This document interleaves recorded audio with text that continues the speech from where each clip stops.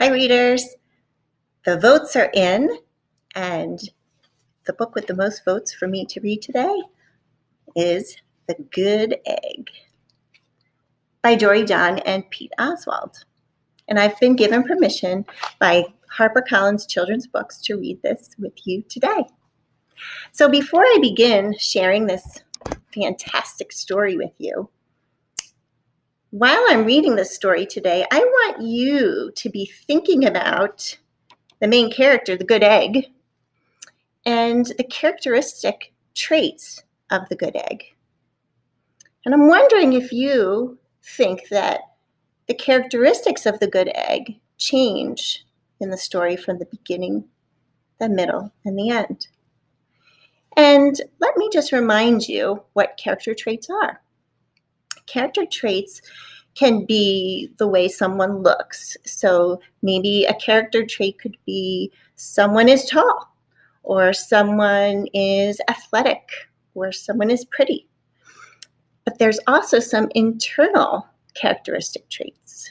Maybe someone could be nice, or they could be friendly, or they could be adventurous or fearless. And character traits can be different throughout the story, and they can change. So that is what you're looking for as I share the story.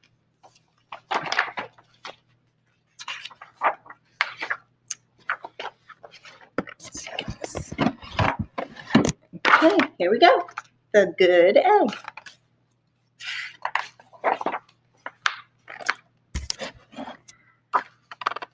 Oh, hello. I was just rescuing this cat. Know why?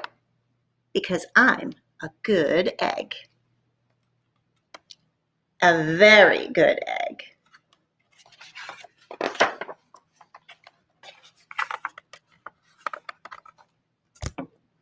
It's true.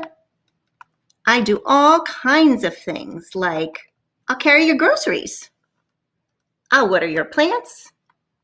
I'll change your tires. I'll paint your house. If you need any help whatsoever, I'm your egg.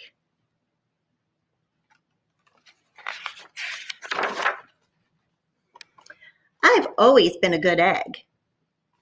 It's been this way from the start, even in my earliest days, back at the store.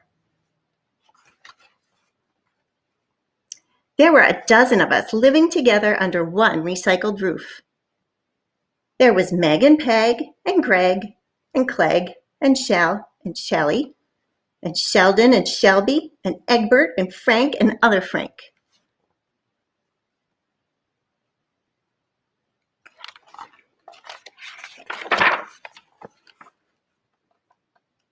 The other 11 eggs, weren't on their best behavior. They weren't exactly good. They ignored their bedtime. They only ate sugary cereal. What's your favorite sugary cereal? Mine's Lucky Charms. They threw tantrums. They cried for no reason, and they broke their stuff on purpose.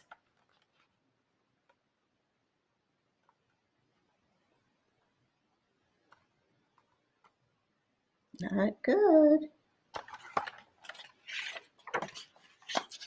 Meanwhile, I tried to take charge.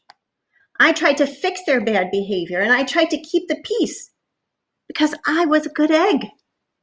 A very good egg.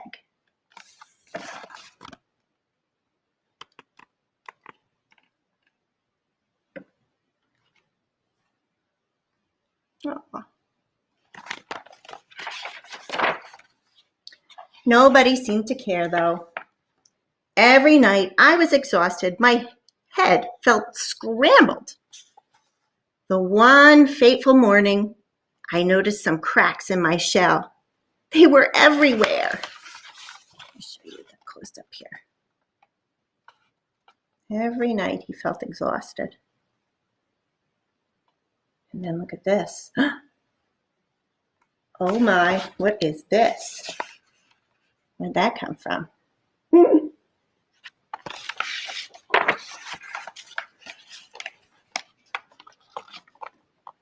This is my favorite page, by the way. My doctor said it was from all the pressure I was putting on myself. The pressure of making sure everybody was as good as me. I was cracking up, literally. Something had to change. I had enough. I'm going to zoom in on this one too. Take a look at the artwork, the illustrations here. Very, very neat.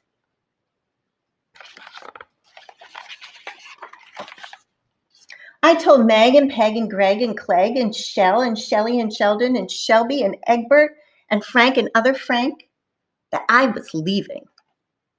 I can't be the only good egg in a bad carton, I said. Blah, blah, blah, they replied. I left that night. Let's look at this. A little close up.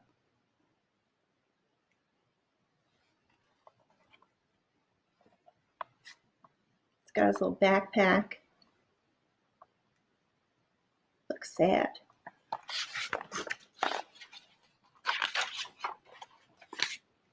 I wandered from town to town. The hours became days. The days became weeks. I lost track of time. I was alone.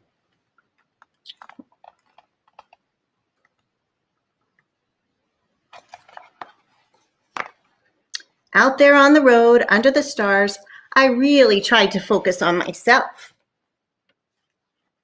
and what I needed. Do you know what this is? Why does he have scissors there? What was he cutting? Sometimes the illustrators also tell a story through the illustrations. And I think the illustrator is trying to do that on these two pages.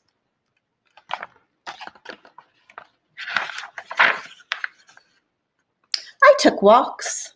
I read books. I floated in the river. I wrote in my journal. I found simple moments to be quiet. I breathed in. I breathed out. I even started painting. What are some of the things that you do that make you happy and take care of yourself? What are some of those things? I love taking bubble baths or exercising.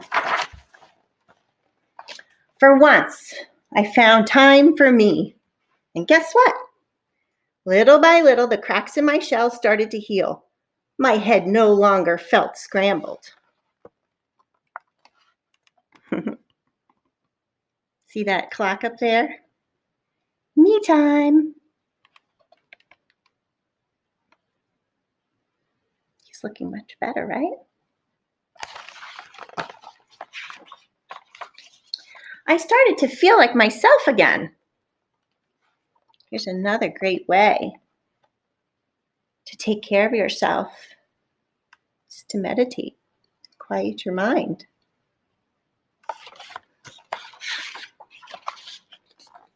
So I've made a big decision. I'm returning to my old carton and my friends.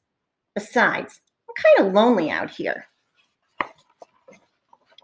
Here's another example of the author allowing the illustrator to give some information through their artwork. Why do you think the illustrator put the egg standing there with his foot on top of a rock and he's way up high and the sun is rising and the sunbeams are nice and bright? Do you know what that tells us as readers?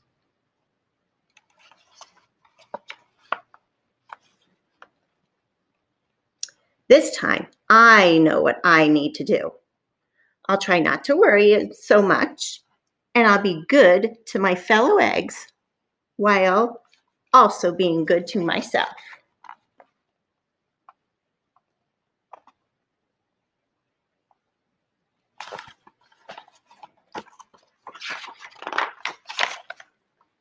Here we go.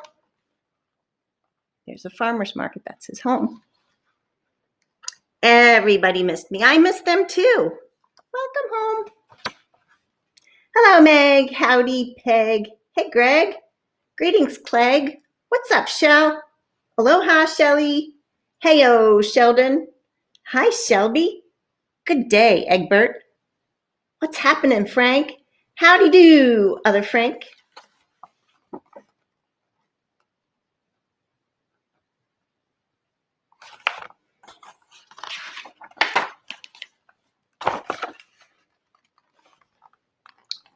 Sure, every once in a while, somebody's still a bit bad, but it's not like before. Here's what I realized. The other eggs aren't perfect, and I don't have to be either. I'm okay with that.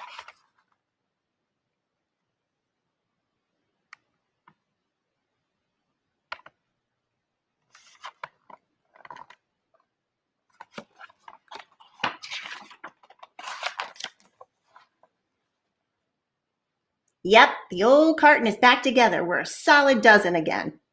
It's good to be home.